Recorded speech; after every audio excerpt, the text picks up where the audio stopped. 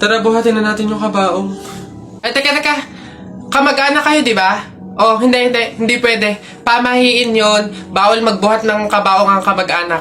Yung iba na lang. Kayo na lang magbuhat dito. Ikaw, yan, kayo. Ay, kami po? Ay, hindi po. Kamag-anak po ako. Pamangkin po ako niyan. Ay, ako rin po hindi kasi ninang ko po yan eh. Kamag-anak din po ako kasi kapatid po yan ni Papa. Ganun ba? Kayo. Kamag-anak ba kayo? Kayo na lang magbuhat nito, sige. Ay, kamag-anak ko din po. Tita ko po kasi yan eh. Ako naman kapatid. Lalo na po ako po yung anak eh. Siya. Paano yan? Wala tayong magagawa. Kailangan sundin yung pamahiin talaga. Siguro, iwan nyo na lang yan dyan. May magbubuhat naman siguro kusa yan. Iwanan nyo na yan dyan. Ayaw nga po, dapat talaga sundin yung pamahiin. Baka kasi may mangyari pang masama. Sige po, iwan na lang po natin. Bye po. Tara na. Bye, Nay. Bye, Tita. Pabili po! Ano ba yan natutulog? Ano ba yon? Soft drinks nga po, tapos paki-plastic po. Ito po yung bayad. Soft drinks. Wait lang. Teka lang.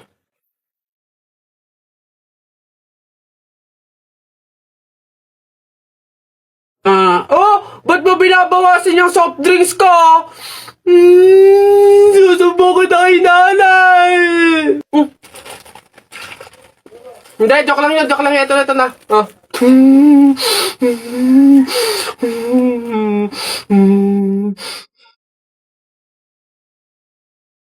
Teacher, may tanong po ako sa'yo kung talagang matalino ka sa math. Ay nako, Tutoy, bata ka pa mapapahiya ka na. Kaya nga math teacher mahusay sa math. Ano ba yung tanong mo? Halimbawa, teacher, meron akong 30 pesos. Tapos, bumili ako ng hamburger, 18 pesos isa. Ilan yung sukli ko? Diyos ko, Tutoy, napakadali. 30 pesos minus 18. Edi 12. 12 pesos ang sukli mo. Mali, teacher. Ha? Bakit? Paano mali? 2 pesos lang sukli ko. 20 lang kaya binayad ko. May nakita ka bang 30 pesos na buo? Bola. Talaga ba? Huy, ang saya siguro pag naging superhero ka, no? Takte, pag talaga ako nagkaroon ng kapangyarihan, pipiliin ko talaga yung nalipad ako para pupunta ako sa iba't ibang bansa. Lalo ako, talaga, para maging superhero ako, pipiliin ko kapangyarihan yung yung malakas yung katawan, talaga bubuhati ko yung mga building, yung mga sasakyan, tsaka masasapa ko na si Hulk. Yan, kayo mga kapangyarihan yung napapangit ang bubod, yung sa akin talaga malupit, astig. Pag ako naging superhero, talaga kapangyarihan ko yung invisible, talaga para pag naliligo si Crush Silly. Ayun ho. Ayan, magandang hapon po sa mga viewers natin dyan, ho. Nandito po kami ngayon sa reunion ng aming pamilya. Kung makikita nyo, ayan ho ang mga handa naming pagsasalu-saluhan mamaya. Eto nga ho, yung baboy na kinatay namin kagabi. Tsaka yung, Kuya Alfred! Kaway naman dyan! Live tayo! Yan, ayos. Ayan ho, ngayon, kasama po namin makikita nyo dito sa live natin sa Facebook yung kamag-anakan ho, mga angkan, mga pamilya, mga pamangkin ho. Ayan. Magkakasama po kami ngayon sa aming reunion ng pamilya. Ayan na, bilisan nyo, matatalo na tayo. Ano ba yan? Bilis kasi! Hay, Balong. Ikaw naman puro laro lang dyan. Bumili ka ng sibuyas at bawang kinati telay. Bilis! Nay, wait lang naman. Kanina pa kayo utos ng utos dyan Talo na nga Ano ba yan? Abahoy, ako'y sinasagot-sagot mo na? Hirap na hirap akong palakahin kasi sabi ko sa'yo, pag sa susunod ako'y sinagot mo pa, talagang malilintikin ka sa aking bata ka. Nagawa mo na ba yung mga assignment mo, ha? Yung kwarto, nalinis mo na ba? Sabi ko sa'yo, tsaka nga pala yung pinggan, ha? Niligpitan mo na ba? Sabi ko, hoy, ako talagang bata kay ginigigil mo, ha? Ba't hindi ka umimik dyan? Sabi niyo po, huwag kayong sasagutin. Gulo niyo din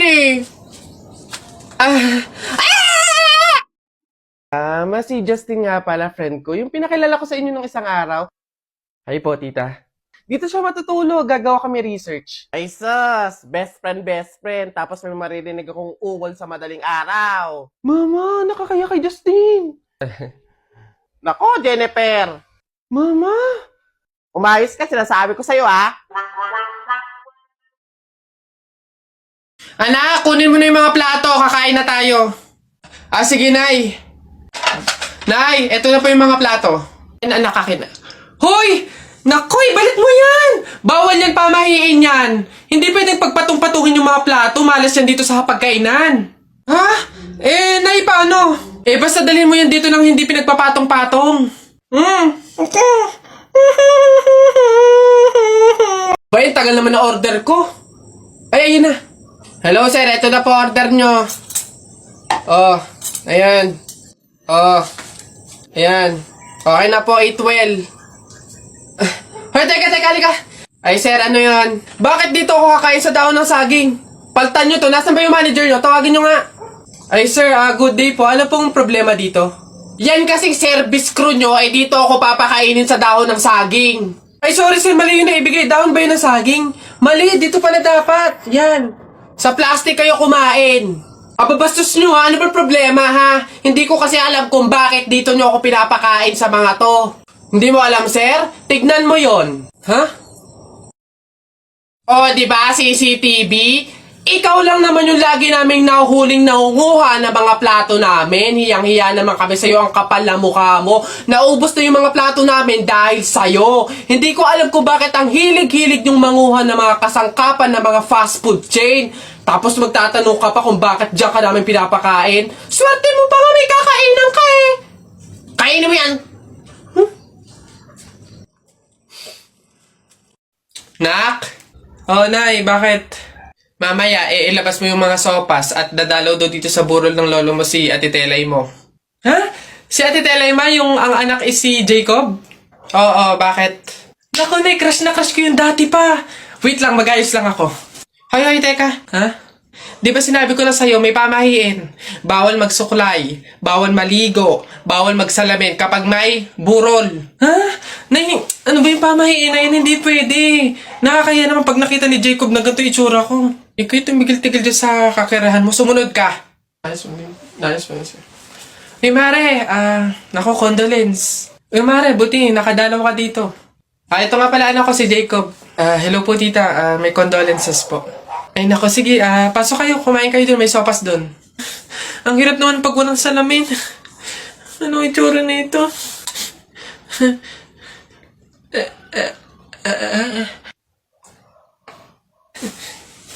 Hi, Jacob. Hi. Lintik na pamahiin na yan. Patay ako. Oh, bakit?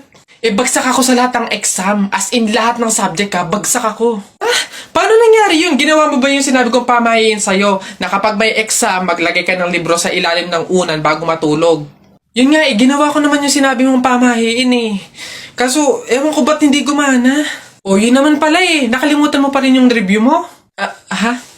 Ay, kailangan ba mag-review? Ay, nako naman. Naglalagay ng libro sa ilalim ng unan bago matulog kapag may exam para hindi makalimutan yung ni-review. Kaya pala hindi gumana. Akala ko maglalagay ng libro sa ilalim ng unan bago matulog para para magkasagot yung exam. Yung pala kailangan mag-review. Ay, Bona ka. Hoy, Christian! Ay, may bago akong trick sa'yo. Ito yung isa kong kamay, ito yung isa. Oh, panis! Yun lang, yabang-yabang nito. Mas malulupit pa mga magic tricks ko sa'yo eh. O, talikod ka. Talikod.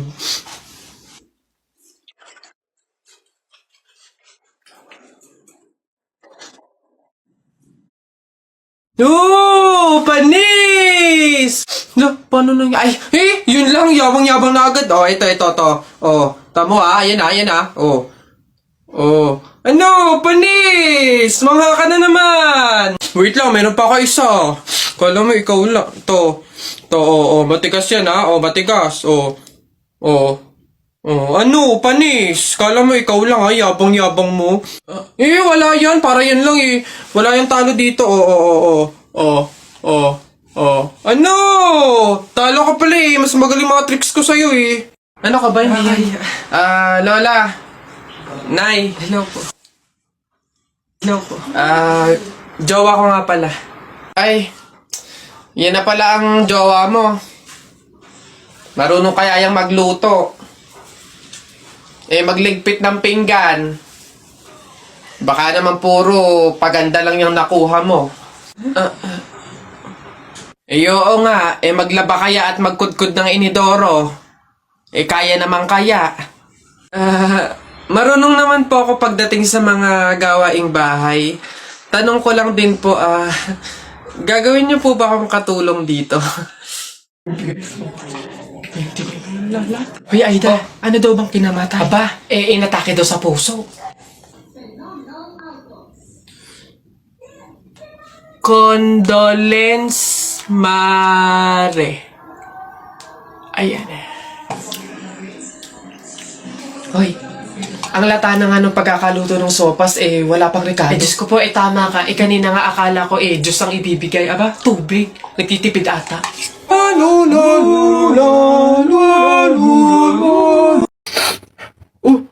Uy, J-Boy! Bakit? May 20 pesos sa'yo, no? Pulutin mo. Ba't ako? Baka may makakita pa sa akin dyan. Sabihin, magnanakaw pa ako, eh. Ikaw na. Dali na, sayang yan. Ako na ngayon titingin ko sino yung mga dadating, eh. Sige na nga, tignan mo dyan. Baka may dadating, ha? Naulog yung lawan ko. Naulog. Yan, akin na. Bakit? Bakit? Ako pumulot eh. Ang daya ako naman nakakita ng tsaka ako nagbantay pakay ko, basta ako sino pumulot, kanya yon. Ako pumulot eh. Sino nakakita niyan? Bahala ka sa buhay mo, basta akin to, ako pumulot nito eh. Bibili ko to paper doll eh. Buti naman anak, makakalipat na tayo ng bahay. Ay, so nga nay, buti na lang makakalipat na tayo sa mas maayos na bahay. Pero may tanong ako, bakit ang daming kasabi na pamahiin daw kapag daw lilipat ng bahay at paalis na, wag na daw lilingon dun sa bahay na yun kasi may mangyayari daw masama? Bakit kaya? Nak, bakit mo ba natanong? Nay, gusto ko sanang lumingon para masulyapan yung bahay natin. Syempre, tagal na din naman natin tumira dyan, kaya napamahal na rin tayo. Bago man lang tayo umalis sana na masulyapan ulit kahit saglit. Ay, hindi anak. Sige lang, lumingon ka lang. Hindi naman tayo naniniwala sa mga pamahiin na yan, di ba? Walang mangyayaring masama, panigurado, promise. Sige, nay. Ay! Hoy, kayong dalawa. Ay, ano? Ganon-ganon na lang yun? Aalis na kayo agad, ha? Hindi nyo pa nga tapos bayaran yung upa sa bahay, eh. Pati yung ilaw at tubig, hindi nyo pa tapos bayaran, tapos aalis lang kayo, ha? 10 yung pinapakain kong anak, tapos yung asawa ko batugan pa, tapos aalis kayo, hindi kayo magbabayad. Ang kakapal na mukha nyong lahat. Hindi ako papayag. Balik! Uwi!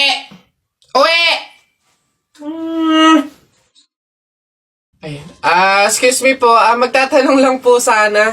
Wala na po kasi yung gravy dun sa gilid, kukuha po sana kami para sa sausawan namin. Sausawan. Baka naman sabaw. Akala nyo ba hindi ko alam yung mga strategy nyong ganyan? Nagtaka ka pa kung bakit wala, malamang ubos na. Kayo lang naman yung lagi tumitira ng gravy namin. Kung makakuha, akala mo wala ng bukas, na akala mo walang ibang customer. Sinabi ba naming only gravy? Sa mga inasal yun, only rice, kung gusto nyo doon kayo. Sinabaw na yung gravy namin. Ay, sus! Akin na nga yung bag mo. Kala mo hindi ko alam to, ha? Magdadala kayo ng lagayan para ano? Para refill. Para bukod sa madami kayong nakain ditong gravy, may makakain di kayo pag-uwi nyo. Kala nyo hindi ko alam yung mga ganyan-ganyan. Ano? Sarap na sarap kayo sa gravy namin? Harina lang naman kala mo. Ito toyo. Mas masarap to. Ito gawin nyo sa usawan. Walang gravy-gravy.